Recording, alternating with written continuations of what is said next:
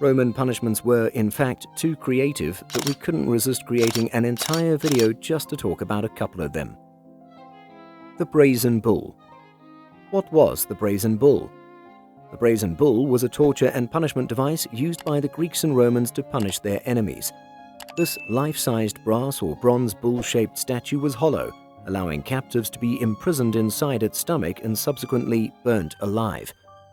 Flute-like pipes would transmit the victim's screams into the bull's nostrils, generating lowing animalistic music while the burnt flesh as smoke billowed out as puffs of incense.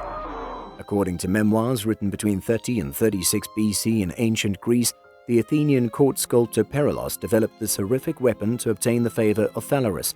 In the mid-6th century BC, Phalaris was the king of Agrigentum or Acragas, modern-day Agrigento, a major Greek colony in Sicily. According to reports, the tyrant took immense joy in inflicting suffering on the people he planned to execute. When he received the gift, he put Perilos within and ordered a fire to be built beneath it to demonstrate its efficiency. Perilos was burned alive within his own perverted device and flung off a cliff before his death. Phalaris, who'd become the genuine epitome of evil, mercilessly employed his brazen bull to murder his adversaries and suspicious strangers. These actions instilled terror in anyone who wished to confront him. In 554 BC, the city rebelled against him and placed him inside his own torture device to die slowly and agonizingly. According to some stories, Phalaris's horrific torture weapon was thrown into the sea. Others claim it was delivered to Carthage or modern-day Tunisia by the military general Hamilcar Barca, who invaded Sicily during the First Punic War with Rome in 247 BC. Ancient Rome, as self-proclaimed heirs of Greek antiquity, employed the brazen bull to punish and execute its enemies. For example, during the Great Persecution, which tried to eradicate Christianity in the Roman Empire between 303 and 313, the brazen bull was reputedly one of several innovative methods of execution, such as being torn apart by dogs or lions. St. Antipas, St. Pelagia the Virgin, St. Eustace and his wife and 2 sons were reported to have been burnt alive within the brazen bull. According to history, the brazen bull apparatus was designed to torture and eventually execute people. The theatricality of slowly roasting victims within the brazen bull's steel guts and their screams converted into musical bellows by flutes in the bull's nostrils definitely terrified the populace and discouraged them from acting out. The sadistic violence of ancient Greece's bull torture swiftly became legendary, as did the well-deserved demise of Phalaris and Perilos within it as victims of their own barbarism. Crucifixion. Crucifixion is a cruel type of execution that is more linked with history than with the present. It gets its name from the Latin words crucifixio and crucifixus, which imply to nail on a cross. Crucifixion crosses were built of wood and came in a range of shapes and sizes, with vertical and horizontal beams that slid together. However, crucifying someone without a cross is conceivable by connecting their extended arms and feet to any suitable surface, such as a tree trunk.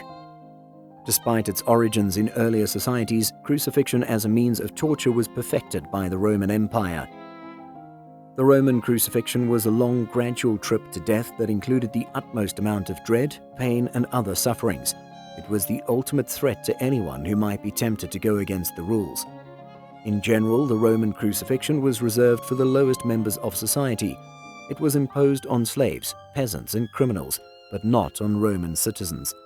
It was notoriously used on slaves in 71 BC, when 6,000 followers of the rebel slave leader Spartacus were crucified along the Via Appia, the road leading south from Rome, the Roman Empire's very heart. Before crucifying their victims, the Romans would frequently beat and maim them. To inflict deep wounds across the condemned person's shoulders and back, a whip with 3 leather tails studded with metal balls and bone fragments was used. These wounds exposed muscle and had the potential to harm internal organs. Many victims died during this torture, thus they were spared the physical cross. Another proven method to avoid such a horrendous fate is to appreciate people's work when you like it, so subscribe and leave a like. It may save your life. The garrote. A garrote torture device was essentially a strangulation device that was used to cut off the oxygen supply. The victim could be seated, and the method used to strangle was more complicated than a simple rope or wire.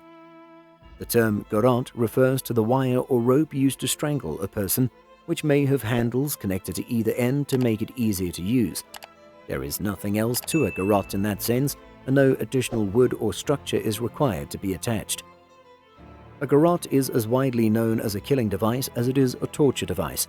A garrote can be made out of almost any material that can be used for strangulation, such as rope, wire, and later nylon, fishing wire, telephone cords, and so on.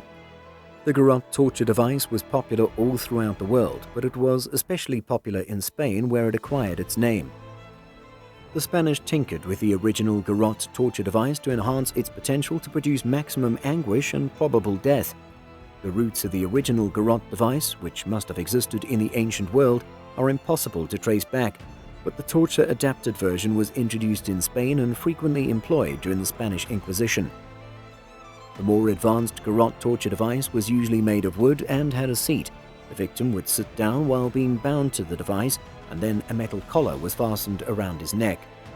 The executioner would then turn a handle, gradually tightening the collar around the prisoner. As the victim's neck was crushed, breathing became harder, and he would eventually die as the oxygen supply was cut off and he became asphyxiated. The iron collar would penetrate the cervical vertebrae and crush them, causing the victim to die from asphyxiation as well as severe spinal cord injuries. The Roman candle. The Roman candle is the name of a Chinese-made firework. It fires bursting shells into the air before launching a star from a tube into the sky. The Roman candle is available in both large and small sizes and is illegal in several areas in the United States due to its risk and explosiveness. Few people realize, however, that the Roman candle was also a terrible execution device, mainly utilized by the Roman Emperor Nero. This very painful, cruel, and inhumane type of execution acts similarly to the firework itself. Someone was bound to a stake, smeared with pitch and oil, and then burned to death from the feet up to the head. Since the fire began at the victim's feet, the victim would die painfully slowly. The victims were frequently utilized as decorative lights for some of Nero's nighttime festivals and events. According to historians, the Roman candle was one of the cruel ways Nero executed Christians, along with dogs tearing them apart or being nailed to crosses. While the historicity of Nero's persecution of Christians is debatable, the Roman candle was a horrific type of punishment designed to prolong the agony of those sentenced to death. It was slow and excruciatingly painful, but it provided a temporary source of illumination for a crowd. The artwork Nero's Tortures depicts how this punishment was carried out. The victims are bound and fastened by tree resin, and several are slain at once. Historians regard Nero as the pinnacle of evil, and this narrative is unlikely to shift anytime soon. The thumbscrew. For eliciting confessions, the thumbscrew was a very efficient torture technique. It was used to crush the fingers and toes of both hands and feet. In medieval Europe, the thumbscrew was known by a variety of various names. It was also known as the thumbkin or thumbicon. Thumbscrews came in a variety of shapes and sizes, and they were employed for a variety of purposes. A knee crusher, for example, had the same mechanism as a thumbscrew and was primarily used to crush the victim's knees. A head crusher was more lethal and was used to crush the victim's head. The thumbscrew was regarded as one of the most infamously successful techniques for extracting a confession from the accused. One of its redeeming features in the view of the torturers was that it was not lethal, but inflicted excruciating anguish on the prisoner.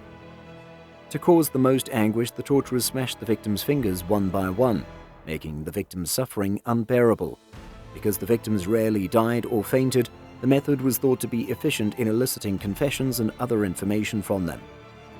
A thumbscrew was often made up of 3 vertical bars, with a wooden bar fastened to the top of these 3 bars, which was spaced apart. A second, unattached bar was thrown into the bars by 3 holes in it. When the victim was ready, his fingers were put between the fixed and the loose bars.